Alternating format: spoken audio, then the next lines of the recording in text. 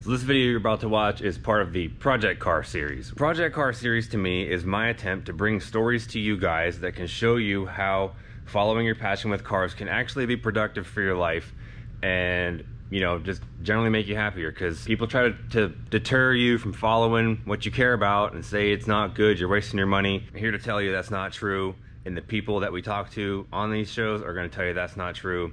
We're going to tell you their stories and how you can do it too. You could let this play. You don't have to necessarily watch the whole thing. You can listen to it if you want to. That's the beauty of this. I know not everyone's going to watch it, but I don't do it for everyone. I do it for the ones who want it and the ones who are actually going to listen. So enjoy the information here. All through elementary school, all through high school, I would get in trouble for drawing cars in class and still feel like that kid that draws cars. I'm just not getting in trouble for it anymore. There needs to be an artist to be inducted into the Hall of Fame, and he's the one. Without him, I wouldn't have a career. Without him, I wouldn't know that I could have had a career. You know, I was sitting in elementary school drawing cars, and I got that program and realized somebody could do that and get paid for it. And I was like, all right, who cares about math class from here on out? I'm gonna draw cars for a living. So we got a special guest here. This is Harris Liu. What do you do, Harris? I am a graphic designer, photographer, illustrator for Stewart Haas Racing on my day job, and then I have Liu Creative, which is my freelance design and photography business on the side that I do mostly in the Mustang world. I have an addiction and a problem. Emily over here will tell you that that's my girlfriend, by the way. My side of the closet is slowly overrunning hers with vintage Nascar t-shirts. Being an artist and illustrator, I started collecting in 2015 to try to see how they would do things so that when I started making my art, I could make it look authentic. And then I went and worked at NASCAR for 5 years and worked on the throwback program every year and did the Hall of Fame t-shirts for the past 5 years. So the research ended up becoming a collecting addiction, and now I got stuff like this that I wear every day. So it's I need this because of research. Yeah. Is that what he tells you? Yeah. When he comes, you come back with a box of like shirts from 1994. Look at all this research I gotta do. Like everything is work related. It's terrible. Exactly. I'm like, can we give this away? Can we give this to someone else? Who can borrow this that we know? It's all a business expense at that point, right? I came bearing gifts. We got a box of stuff here. What's in here? Oh, I see a bunch of random stuff, but the two things on top, those were owned by Sam Bass. I just like to show you guys something real quick that has helped both of us a lot recently, and that's this stuff called Canna Dips. It's like chew pouches, but it's CBD, and it has no tobacco or nicotine in it. I've never chewed or done anything like that, so I wasn't sure what this is gonna be like, so I'm like, yeah, I'll try it anyway. I've not slept this good in years. Total game changer. I just put it in before bed. It's great. It tastes good too. They just look like that. I like the mango and the lemon one because I'm not a huge fan of minty things, but Logan likes the minty ones. So he's back there packing orders now. Did it help you sleep better? Yeah, I sleep a lot better with those. How much better? I used to wake up like every hour, and now I don't at all. And I thought CBD was kind of a joke, so I was hesitant to try it in the first place, but it really did work really well. We were both extremely skeptical. Now we're believers. So you can check the link in the description. Try it out yourself. I even sent some to my mom. You know, I don't promote things that I don't believe in, and I actually use this stuff every day now. You can get 20% off your order using the code Stapleton42 at checkout. Really? Yeah, he did. Of course, he did the Junior 8 paint scheme, so that was the rookie diecast, really cool. I believe. This is like the 99 Monte Carlo too. That's not even the... So that was, he did the DEI paint scheme design, and so that was cool. Part of his samples that came in, and then got you a, is it 2000 or is that 90? 99. 98, 99? I remember these going to get the merch tents and stuff at races. I go to Michigan with my dad both times every year, and we'd always go across the street to the vendors. Oh yeah, with gypsy tents. Yes, those. That's where the cool stuff was. They're still selling stuff from that era in the gypsy tents across the street. Like, man, if you want to find a diecast from the 90s, you go across the street from the track. But, yeah, the Roval, they'll be there, guarantee it. I was like a Lumina collector when I was a little kid. Dude, as weird as that was, I'm 8 years old. I'm like, I want a Lumina, damn it. Dude, the Lumina is my favorite NASCAR car that's not a Ford of all time. Like, if I were to ever to build one, I would probably build a Lumina over a Thunderbird. This is freaking sweet. So this is kind of art that you do in the modern age. Yeah, this is the kind of stuff that I started collecting. So you'll see, like, you get in there, you can see the halftones and how they would do a gradient, because this is screen printed the same way you would print a t-shirt. just on plastic for your license plate. And this would have been like your typical Mark Martin fan kit you would get in the 90s. So you got the keychain, the bumper sticker, and the license plate all to match to outfit your car. Windcraft, the company that does those, still does them for us. Yeah, So. they still make Still all your kicking. NASCAR koozies and your NASCAR license plates. So 20 years later, they're still making everything we're making today. And then, you know, I've got you 96 Olympics, one of the first specialty schemes that Earnhardt ran in the Winston. Man, this thing's even got rubber tires. Yeah, that was one of the That's a big deal. premium models. 95 rubber tires was like, you don't even, That's you know, serious. get out of my way. I got rubber tires on my toy car. I have one of those at home that's in the box that my granddad gave me, and I got 2 of them for my birthday, and I guess it was 95, 96. And I opened one of them, and I left one in the box. So I've still got the one my granddad gave me, but the one I opened wrecked Jeff Gordon on my mom's living room floor every time that I would race the Vent Register 500 behind my dad's recliner. And then I don't know, I had this thing where if one of them had the rubber tires, I would chew the rubber tires. So then it ended up with no tires. So gross. Now I'm addicted to chewing gum. Back then it was rubber tires. I don't know, growing up a NASCAR kid, man, I don't know. Did you ever have like the kind of rugs that had like the fluffy carpet and you could smash it down and it would make a racetrack? Yeah. And then you could like rub it the other way and it would go, yep. There It's was, like those shirts or like those pillows with the yeah, the big fluffy sequins. stuff. Yeah. And dude, I had a Looney Tunes camera with like the little, like the film that looked like kind of an 8 or whatever. And I would line up my cars. I mean, the kids do this and do stop motion now, and they have YouTube channels that have thousands of viewers. But I would do it with my little Looney Tunes camera on the carpet and then take the film to Walmart and wait 2 months to get my little race photos back. But Imagine if you grew up in these days. You I could be know. like rich and famous with a YouTube I channel. could have, you know, the access that folks have today is crazy. But I've always like wanted to take pictures of cars, and like now I get to, like I just went to Michigan a couple weeks ago. The first time going to Michigan, I'm sitting there with a real camera taking pictures of the real cars, and so I've come a long way from the carpet in my mom's house. But other than that, we got you a Childress. You know what's crazy is I just saw somebody post one of these things on Facebook like yesterday, and I'm like, oh, that's cool. But Childress's actual 1980 car didn't use this font. It was like a little bit different. Yeah. And then I just think that's a really strange coincidence that this is one of the things in the box because I was just looking at it. Well, we were just talking about that's got the flat top 3 on it. So I really have no clue what the difference is. There's 2 different 3s we were just talking about that get used on merchandise and die casts, and there's one with the flat top and then like this, and then there's one with a rounded top, which is the 3 that Austin Dillon runs today. So this is one I actually designed. Actually, the rest of the decals in there I designed. This is our Kevin Harvick Mobile One money from this year. I know you said you were a Kevin Harvick fan after 01. Yeah, I was a big underdog fan. I felt bad for him because this young guy had to drive Dale Earnhardt's car, and I thought that's going to be really hard. He needs, you know. You look like somebody's dad about to go fishing. Yeah, he's come a long way in 20 years. Yeah. But yeah, we were playing with the printer at work and trying to figure out if we could do like the little holographic tamper-proof looking stuff on just regular vinyl. So It looks like it came out pretty good. yeah, and then there's my retro meet that I do at Mustang Week every year, and then Off Axis Paint, who paints the helmets over right around the corner from Kane's shop where you said you're switching stuff over to. So they're really cool guys. They actually Off Axis Paint, Greg used to paint the guitars for Sam Bass. So Sam would design all the guitars for pre-race and Victory Lane and stuff, and then Greg in the last 10 or so years would paint them for him, and Sam would design them. And Greg and I got to go and like go through all of Sam's stuff, kind of the way you got to go through the Darrell Waltrip trailer and archive things and take things home. And we moved his actual drafting and drawing desk to Greg's shop and set it back up exactly the way he had it, with all of his pen cups and his phone and like the original pencil sharpener he bought in the 80s that he loved so much he taped it up and kept it going till the end. So Greg's a really cool dude. If you ever need a helmet painted, go talk to him.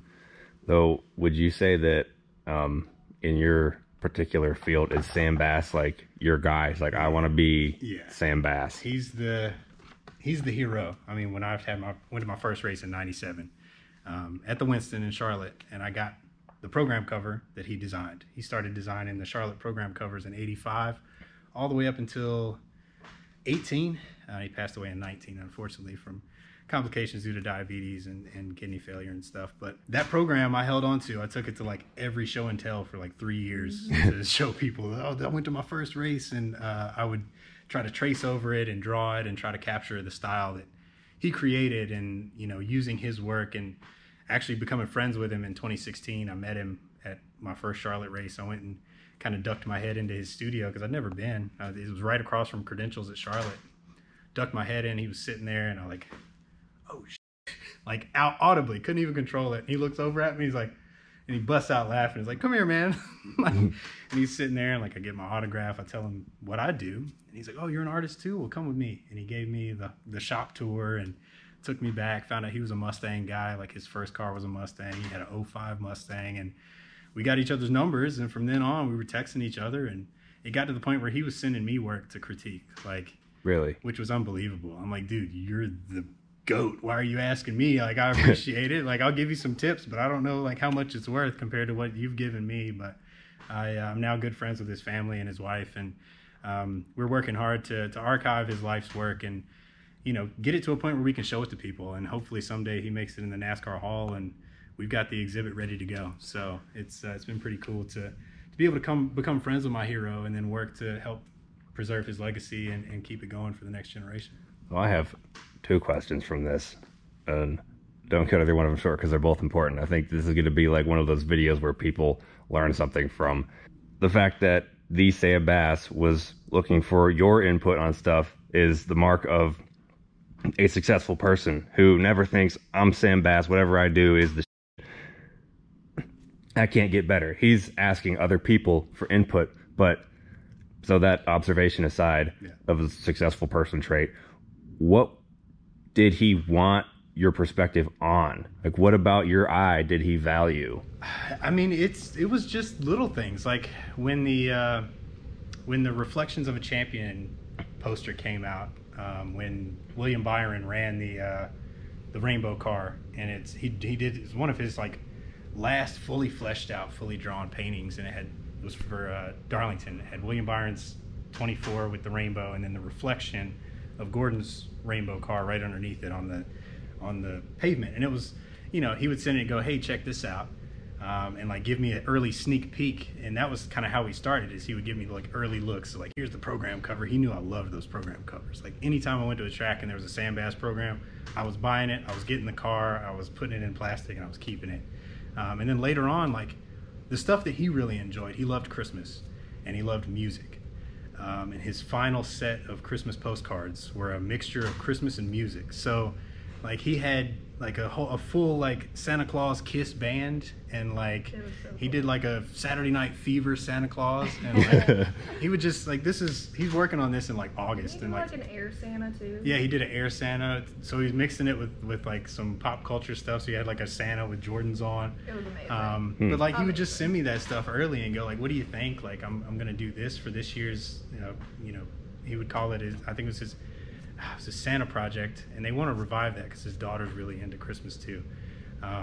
But yeah, like just sending me stuff and going like, "I tried this on this color. What do you think about that?" And I don't know, I'd do the same to him. I'd get in on something cool at NASCAR, and I'd send it to him, or like, "Hey, look at this t-shirt I made that is based off of your paint scheme," because the amount of stuff he did is unfathomable to me. Like he was in the industry for 30 years, and from the gold Miller High Life cars that Bobby Allison drove all the way up to Dale Jr.'s last Exalta scheme, he pretty much paved the way for the color of the sport. Jeff Gordon's rainbow car, Jeff Gordon's flame car, just Kyle Petty stuff. He did all the cars for Talladega Nights. He did the pit boxes, the fire suits, the Laughing Clown Malt liquor car, like I've got out of his collection. He had a 4X Dennett racing jacket that the only person in that movie that would have worn a 4X was Michael Clark Duncan. So I'm assuming it was Michael Clark Duncan's jacket with Lucius, the pit crew, or the crew chief. But like, getting to go into his archives and pull out his final pieces, which, I do cut and paste on the computer. He was literally cutting and pasting in real life. Like he would get the car, he'd blow it up on his scanner, he'd paint it, he'd cut it, he'd put it on top of the other piece. And like when you feel his final pieces, they're literally 3D. Like you have the base, you have the portrait, you have the car, and they're all layered on top of each other. And then he would go in on the final and add his finishing touches with the white highlights that he was known for, like the little light shines and everything with his white paint. But just learning his process even after he's passed, like I wish I'd had more time to see that part behind the curtain. But the fact that we got to a point where we were both asking each other advice and we were both excited to show each other new things, and there was, you know, he was working up until the day he left us. And like the week that he left us, he had just done the guitar for the performance at the Daytona 500 the day after he passed away. So he was, you know, he set a good example of how to be and how to, like, I don't think he ever met a stranger. It was one of those, like, if you were passionate about what he was passionate about, you were his friend. And the fact that we became really good friends was awesome. And I owe him a lot, because I still look back at his stuff going like I'm looking at stuff from 20 years ago going, you know, what can I take this to push my stuff forward? And that's just amazing, his breadth of work. Do you feel like an obligation to keep his style alive, or kind of keep his legacy of that going? Is there even anybody else out there that does that? I mean, I would say every NASCAR artist, whether they know it or not, is influenced by his breadth of work and his style. Being someone who's been able to study it and see behind the curtain and see how he did it physically, being able to try to take that and make it digital the way I do it, you know, it's definitely a goal of mine to keep it out there and keep it fresh, and hopefully help people understand how much of an influence he was and how much he did and how deserving he is of all the accolades that he should have gotten while he was here. And the work that goes into it. Just the amount of work, the partnerships he had, Snap-on, you know, Mellow Yellow, DuPont, Exalta, like the accounts, McDonald's, the accounts he worked on were huge. Like there's things that this sport wouldn't be where it is now had he not absolutely nailed it on the things that he did. So we owe him a lot, and I'm trying to help people understand, new people to the sport, you know, folks that weren't around when he was around, how much he gave us and how much we're still succeeding off of his hard work and dedication to NASCAR. I think that's really cool. Like that's why we're talking about this, because this stuff does not processed by anybody unless it's put in front of them. Then it might actually mean something to them, just because people don't seem to care, just because they don't know. Like there are people out there who resonate with this stuff, but they'll never find that unless it's available to them. So that's what we're trying to do here. And it's just like, I know I find new stuff that he did every time I go to his warehouse, every time I talk to his wife, every time I look him up on Google. Like, you know, you sent me that Newell coach drawing. Mm-hmm. I didn't know he did that. Yeah, like, he did the airplanes too. He had probably the ones that he mailed to Daryl. Like, here's what I got for your airplane. Here's what I got for your coach. Yeah. Like in this big black leather thing. Like that was. And he did a lot of stuff for Daryl. Like some of the coolest stuff he did was for Daryl. He did the Western Auto paint schemes. Mm-hmm. He did the Phillips 66, his final scheme with the 66 and the blue flames and everything. So. Like, he worked for Daryl for quite a while, and you know, like he did the DEI, the full DEI, like I said, the full DEI package. Steve Park, Dale Jr., Michael Waltrip, all of it. He did the haulers. He did Earnhardt's final hauler, the one that you got to go in at RCR. Mm-hmm. I mean, just the bus, the Earnhardt's. The plane. The plane that still flies around, that people still get on and go to the track on today. Like the Earnhardt planes. Everything gets wrapped or painted. Yeah. Everything. The DEI planes still take people to the track and back every weekend. So it's crazy, man. Just if it sat still long enough, he probably touched it in this industry. And I think you know, the last 10 years of NASCAR kind of put him on the back burner for whatever reason. And you know, he's still the coolest program covers ever were him. The coolest paint schemes ever were him. The coolest merchandise was him. Like he had a Zippo partnership. He was putting his artwork on Zippos, like Yeah. you know, The coolest. like the amount of things. Like I think we found everything but rolls of toilet paper that his artwork had been on. His wife always jokes about if he could have put his artwork on rolls of toilet paper, we would have had we would have been wiping our butts with like different drivers illustrations.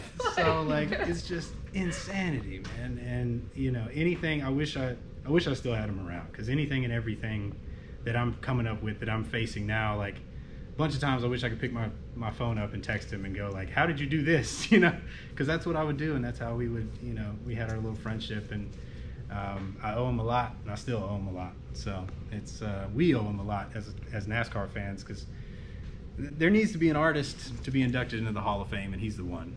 Without him, I wouldn't have a career. Without him, I wouldn't know that I could have had a career. You know, I was sitting in elementary school drawing cars, and I got that program and realized somebody could do that and get paid for it. And I was like, all right, who cares about math class from here on out? I'm gonna draw cars for a living. So it, you know, just given that opportunity and then getting to meet him and become friends with him, it's unreal, and it's more than I could have ever imagined. That was my second question, is how did you get into the nuts and bolts of this world, from being the kid who got the program to the job you have now? So people who may be watching this and want to do something like that, it is possible. You did it. You weren't, you know, your dad wasn't in industry. You just said he was like a potato chip delivery guy. Yeah.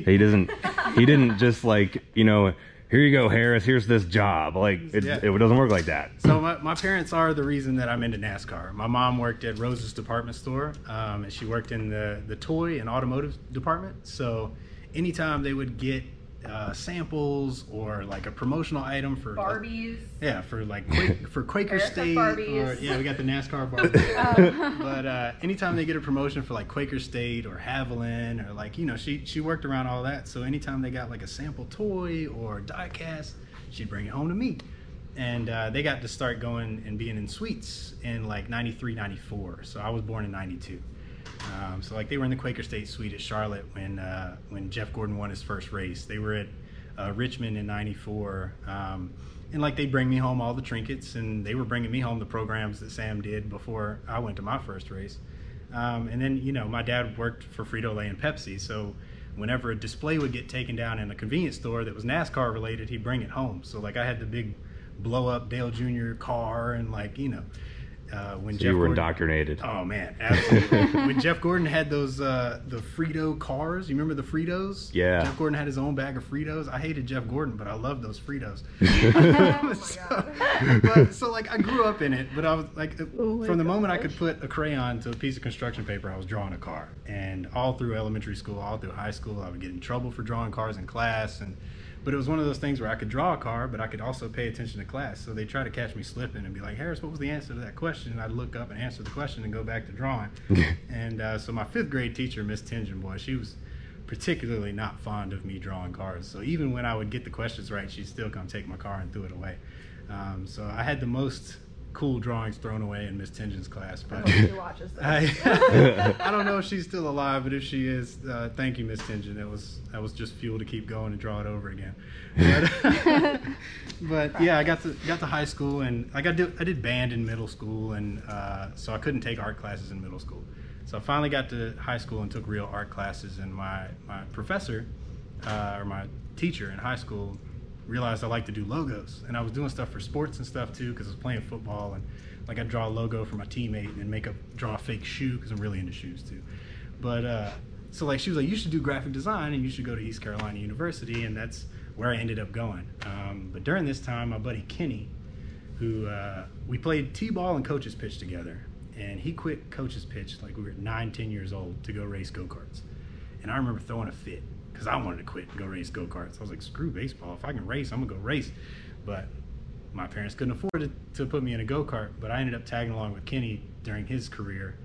And I started just, you know, doing whatever they wanted to do, changing tires, filling tires, putting gas in the car, wiping the car down with SD20, whatever I could do to be a part of the race team, I was. And then eventually they let me design the cars, and they were letting me take photos at the track. So in between filling up, in between wiping the car down, I was off on the pit wall taking pictures.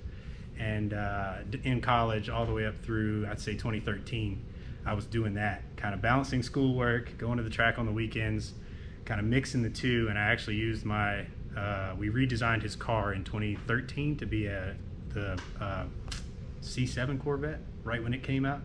So we put the Corvette decals on this late model, we redesigned it, and I ended up using that as my senior design project in college. So I don't know if I'm the first person to put a late model stock car in an art gallery, but Oh my gosh, I had the whole, like, I built a little model kit of it, and from there I went and worked at a late model restoration supply, because on the other side of things I was taking pictures of Mustangs and doing Mustang renders, and went out to Texas and spent a year out there, and then I got the job at Nascar right at the beginning of 2016 and moved back out, and I've been in it for real ever since. But you know, my parents pushing me, my art teachers pushing me, my professors pushing me, my buddy Kenny and his family letting me become a part of a race team and actually learn the ropes of, you know, how it all works behind the scenes, led me to where I'm at today, and now I'm at Stewart-Haas. So back on the race team side of things, still in NASCAR, Lou Creative. I still do a few racing related things, but that's mostly Mustangs and whatnot. But yeah, I've been extremely lucky, and I've never let my passions get out of sight. And I've been chasing that feeling I felt when I went to that first NASCAR race forever. And whenever I'm at a point where I feel that, I know I'm doing the right thing. So making my 4-year, I guess I was 4 in 97. Yeah, making my 4-year-old self happy, making my 8-year-old self happy. That's the key. And right in those years, it's where that man, it is. You find that, and you're just like flying. You're like, this time doesn't exist. You're just, this is what I'm doing. Because throughout my life, there were, you know, I was into skateboarding for a little while. I was into football. I was into, you know, college athletics. But behind all of that, it was always racing. It was always NASCAR. It was always cars. So that's been the constant. And now that I've made that a career and I've made it pretty much what I do every day, you know, I still feel like that kid that draws cars, and I'm just not getting in trouble for it anymore. So it's been really cool, man. I've had some big breaks and some good things go my way, and I've had some good people around me that have led me to where I'm at. Her being one of them. So Hey. So you work in NASCAR too. Yeah, I work for Martin Truex Jr.'s management company. So I deal with more of like managing the drivers and their social media. And I mean, half the time that you see people post from like Ryan Truex, Cole Custer, it's usually me or working with the drivers to sound like them or be them or kind of get in their mindset, which is kind of fun. So if he grew up drawing cars and that was like his little kid thing, did you grow up telling other people what to do? Still doing that. Still doing that. Still tells me what to do all the time. My parents will love that because totally, absolutely. See, there's a job for everything. Whether it's you're getting in trouble for it one way or the other, you can find a way to make it work. Yes. Oh my god. Yes. It's definitely cool how it's all worked out, because I had a little bit of like freelance overload back in, was it 17, 18? When we first met. 18, 17. Anyway, so It was like a mess. she's a graphic designer too, so I passed off a couple projects to her that were some Truex related, and she's taken that and run with it and turned it into her whole career. And like, it's been awesome. She's done shirts for Florida Georgia Line, and like her company does way more than racing. So she's expanded and done really, really cool things in the past, was it 4 years now? Coming up We'll on be 4? 3 3? in December. Yeah. So, Was NASCAR industry that you wanted to be in, or did it just kind of develop? I grew up like going to the drag track with my family and like watching my uncle drag race. So there was that, but then also like we watched NASCAR every once in a while. I didn't really realize that I wanted to be in it, but I moved to Charlotte after college just to work in marketing and design. And then I met Harris and realized like everything around here is NASCAR, and if you live in Charlotte, you kind of have to watch cars go in circles. yeah. So I was like, all right, I guess we're gonna watch cars go in circles. And then I kind of like had that little nostalgia vibe from being a kid, and it just kind of made sense, and I learned to love it. So She remembers the Bristol race with Terry and Dale. She Really? was pulling for the Kellogg's car. yeah, I was So, really mad She that was angry that the cage got rattled. I was not happy. And my grandparents, my Mima and Pa, tell me the story of me well, my pa was at the race, Mima was home, and I was watching, and I was at Kellogg's because, I mean, little kid, Kellogg's, that's what Yeah. I ate. We were just talking about Tony this the the other Tiger. That day. was the coolest Yeah. car. It's awesome. So, yeah, I was watching, and I was yelling at the TV because I was like, the black car wrecked my car, and it was a big deal. It was a huge deal. Yeah, this car right here. So, you're a guy who grew up doodling cars, getting in trouble for it, looking up to a dude in that field. You find a way into that field, and then you find a way to be directly connected with that same guy who inspired you. That's something to be learned from for anybody listening to this or watching it. What do you have to say to people who may think that, like, oh, I can't do that, or wonder, like, how the heck do you even do that? What would you tell them where to start? Man, don't take no for an answer. That's the biggest thing that I learned. My motto in college was do what you got to do to get the grade and do whatever the heck you want with your free time.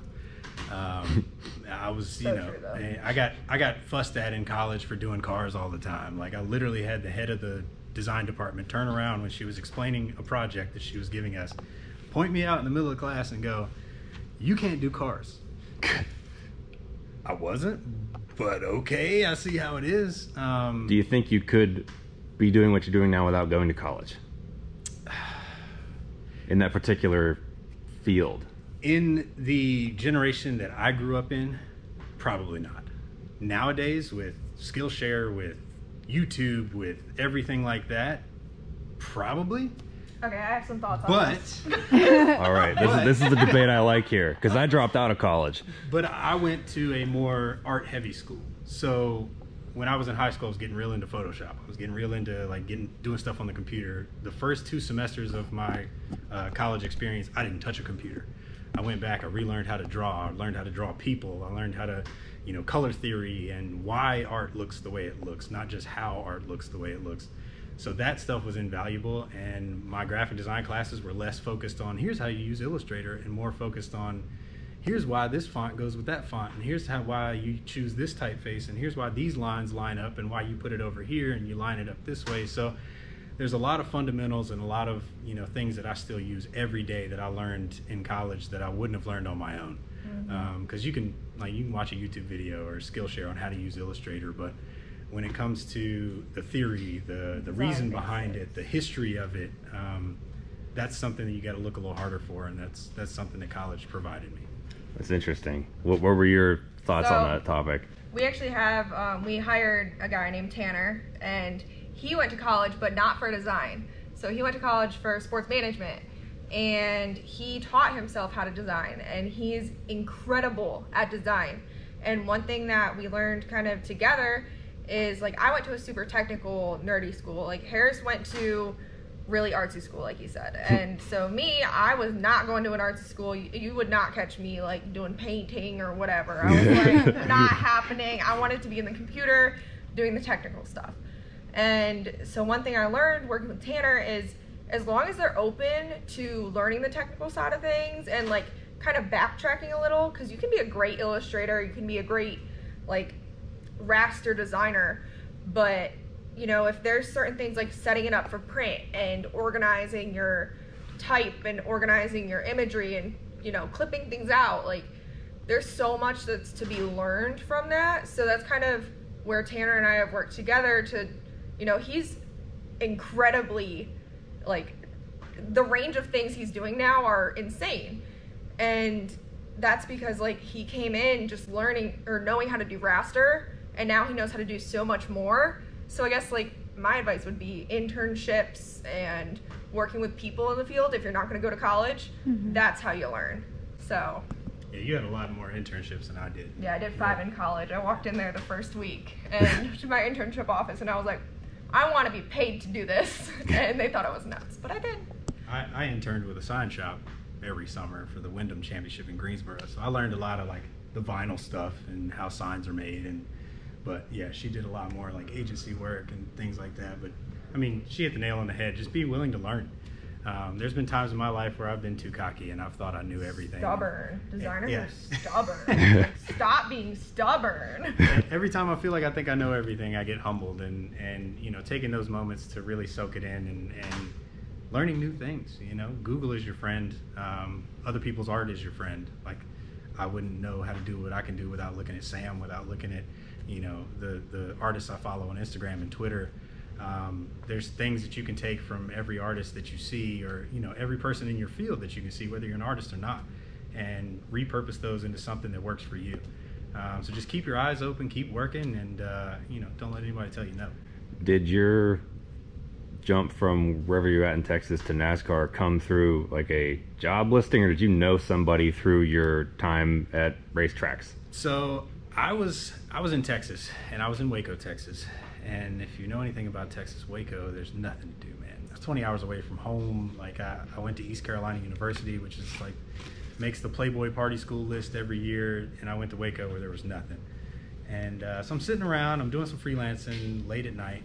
And one of my former classmates sent me the NASCAR job posting. It was like, hey, looks like you might be interested in this. And I was like, might?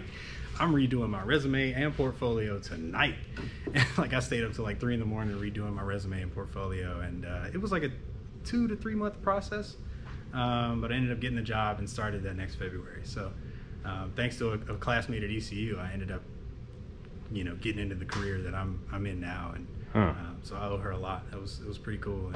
But I saw it and I knew I wanted to do it, and I did whatever I could. I actually took the first interview call because I was at Late Model Restorations, a little bit smaller company. I think I was like the 76th employee or something. So when it was Black Friday, it was all hands on deck. So I took the first interview call while I was stacking boxes in a 53-foot box trailer for Black Friday. And I looked down and it was a Charlotte number. I was like, I gotta go to the bathroom. I'll be right back, y'all.